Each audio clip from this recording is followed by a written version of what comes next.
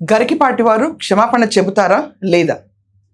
ఇది ఈరోజు సోషల్ మీడియాలో విపరీతంగా విస్తృతంగా చేస్తున్న మాటలు.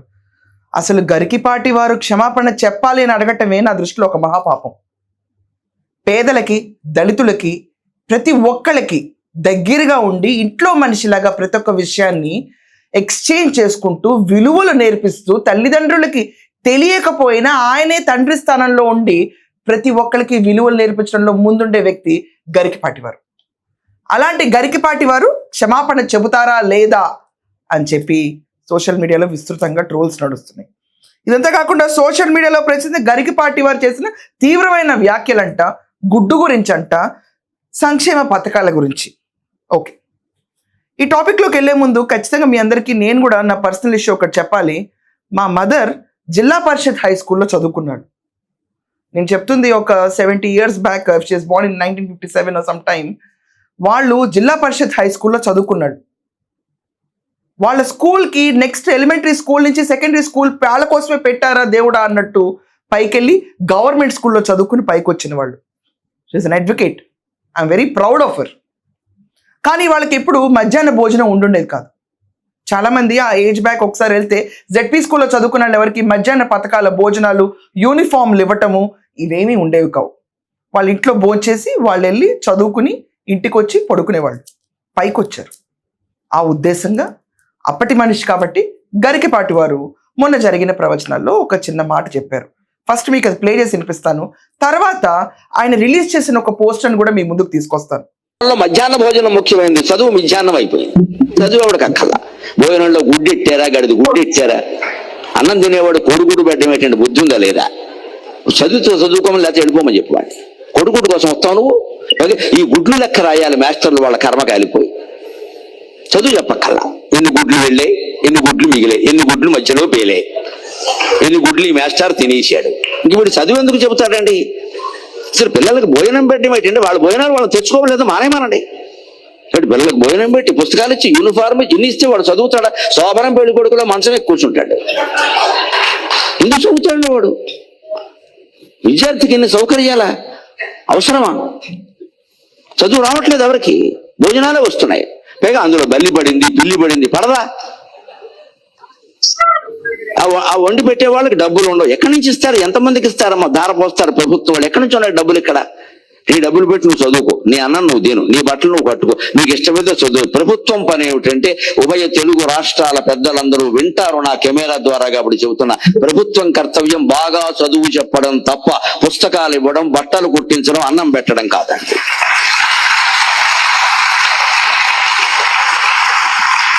మేము ఖచ్చితంగా చదువు చెప్పిస్తాం, నీ జీవితానికి బాధ్యత వహిస్తాం. నీకు నమ్మకం ఉంటేరా, లేకపోతే వెళ్ళిపో. ఈ మాట అనే దమ్ము లేదు ఎవరికి. ఎందుకంటే అందరికీ మళ్ళీ ఎన్నికలు రావాలి, మళ్ళీ మనం రావాలి, మళ్ళీ మనం రావాలనే దరిద్రం వదిలిపోతే ఇవన్నీ ఉంటాయి. మళ్ళీ నువ్వే ఎందుకు రావాలి, ఇంకొకటి వస్తాడు, నీకు అనవసరం. విన్నారు కదా గరికిపాటి వారు చేసిన వ్యాఖ్యలు? తప్పుతో వచ్చింది దీంట్లో. ఆయన ఎక్కడ ప్రభుత్వం ఇది చేయకూడదు అని చెప్పలేదే. లాజికల్లీ వినండి, ఒకసారి రీప్లే చేసుకునండి వీడియోని.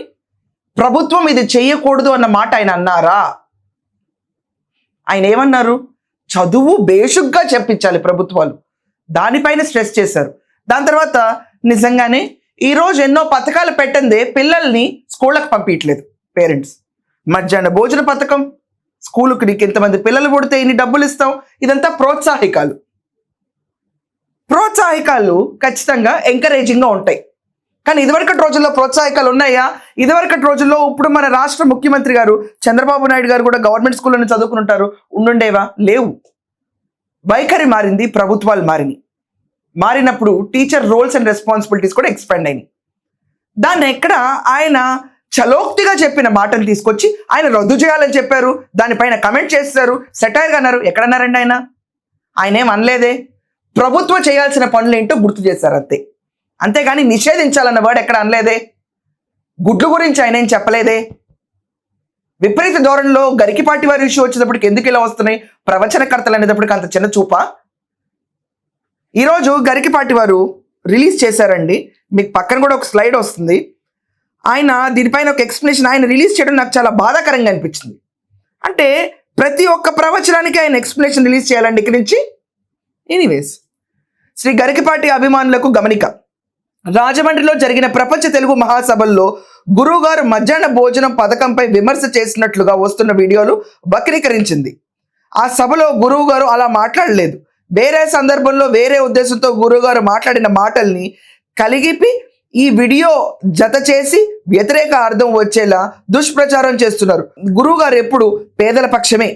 వారి ప్రసంగాల్లో తరచూ ధనవంతుల ఔదార్యం చూపించి పేదలను ఆదుకోవాలి, సంక్షేమ గురుకులాల్లో పాఠశాల పిల్లలకు పాలన, పౌష్టిక పదార్థాలను, దుప్పట్లను, వస్త్రాలను దానం చేయడానికి దాతలు ముందుకు రావాలని కొన్ని వందల సార్లు విజ్ఞప్తి చేస్తూ ఉన్నారు.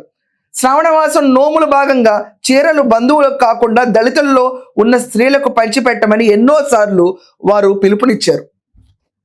భగవంతుడు ఎప్పుడు పేదవాళ్ల పార్టీనే అని గర్వంగా వేదికలపై ఎన్నోసార్లు ప్రకటించారు. గురువుగారు ప్రసంగాలను ప్రభావితంలో పేదలందరూ హిందూ ధర్మ స్ఫూర్తిగా ఉండటం చూసి జీర్ణించుకోలేక వారిని పేదల నుండి దూరం చేయటానికి కొంతమంది మూర్ఖులు వారిపై దుష్ప్రచారం చేస్తున్నారు. కావున ఇటీవల కుతంత్రాలకు ఎవరు లొంగవద్దు విజ్ఞప్తి చేస్తున్నారు. హిందూ బంధువులంతా సమైక్యంగా సర్వకుల సామాన్యతతో జీవించాలని గురువు గారు ఆకాంక్ష. సర్వే జన సుఖినో భవంతు. సారీ, తెలుగు చూడడంలో కొన్ని మిస్టేక్స్ వచ్చి ఉంటాయి నేను చేసిన దాంట్లో. బట్ ఆయన చేసిన వీడియోని వక్రీకరించి ఎనాలిసిస్ మొత్తం తిరిగి తిప్పేసి గురువుగారు అడ్డుకున్నారు, గురువుగారు అవహేళన చేశారు, గురువుగారు అనరాని కమెంట్స్ అనేశారు. ఏమన్నారండి అనరాని కమెంట్స్ దాంట్లో? ఈరోజు ఆంధ్రప్రదేశ్ ఉన్న పరిస్థితి గురించి ఆయన విశ్లేషించారు. ఈరోజు మధ్యాహ్న భోజనం తినే ప్రతి విద్యార్థి గుర్తుంచుకోవాలి, రాష్ట్రం నుంచి అప్పుల బారిలో ఉంది, అయినా కూడా సంక్షేమ పథకాలు అమల్లోకి తీసుకొస్తున్నారు. అది ఎక్స్ప్లెయిన్ చేశారు ఆయన. చలోక్తుల విషయాలు చలోక్తిగా జోవియల్గా ఎక్స్ప్లెయిన్ చేశారు. దానికి గరికపాటి వారు అడ్డుకున్నారు. గరికపాటి వారు వ్యతిరేకి. నిజంగానే ఆయన ప్రతి ప్రవచనం నేను వింటాను. తల్లికి నమస్కారం పెట్టింది ప్రవచనం మొదలు పెట్టరు ఆయన. హైందత్వం పైన మగ్గు చూపిస్తారు ఈయన ప్రవచనాలు వింటే. ఈ రిలీజియన్ కాదండి, హైందత్వం ఒక లివింగ్ లైఫ్ స్టైల్. మగ్గు చూపిస్తారు, అమ్మా నాన్నలు చెప్పలేని మాటలని చెప్తారు. అదే రీతిలో కూర్చుని ఈరోజు బడికి వెళ్ళే విద్యార్థులు, గవర్నమెంట్ స్కూల్కి వెళ్ళే విద్యార్థుల గురించి మాట్లాడితే బాధ వచ్చేసిందా? అంత బాధ వచ్చేసిందా? ఓట్ల రాజకీయాలు మానాలి. ప్రవచనకర్తలు మంచి చెప్పే వాళ్ళపైన దుష్ప్రచారాలు చేయటం మానుకోవాలి.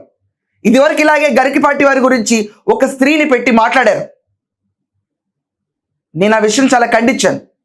చాగంటి వారు, గరికపాటి వారు ఆంధ్రులకి మంచి చేస్తున్నారు అన్నప్పుడు కూడా వాళ్ళని తీసుకొచ్చి ఇదే కేటగిరీలలో మాట్లాడితే రేపు వాళ్ళ ప్రవచనాలు లేకపోతే మంచి చెడు చెప్పడానికి ఎవరు మిగిలారు ఇంక ఈ రాష్ట్రంలో? మనకి పెద్దలు పూజ్యుల్ని ఎప్పుడు వాళ్ళ అన్న తాత్పర్యం తీసుకోవాలి తప్ప వాళ్ళ చలోక్తులుగా వేసిన దాన్ని వక్రగతిలో పెట్టి ఇష్టం వచ్చినట్టు పైశాచికంగా చేస్తే హలో గతి అవుతుంది మనకి. గరికపాటి వారు చేసిన ప్రవచనాలు, ఆయన చెప్పిన మాటలు, అట్ ద సేమ్ టైం ఈరోజు సోషల్ మీడియాలో రన్ అవుతున్న ట్రెండ్ ఆయన అగేన్స్ట్గా మీరందరూ సమర్థిస్తారా? సమర్థిస్తే ఖచ్చితంగా ఒపీనియన్స్ కమెంట్స్లో రాయండి. మీ అందరిలో ఎవరైనా ఇదివరకు గవర్నమెంట్ స్కూల్లో చదువుకుంటే మీకు కూడా ప్రోత్సాహాలు ఉండుండేవా? ఉన్నాయా? మీ అమ్మ నాన్నగారికి కూడా ఉన్నాయా? ఖచ్చితంగా కమెంట్స్లో రాయండి. That's all for now. Thank you.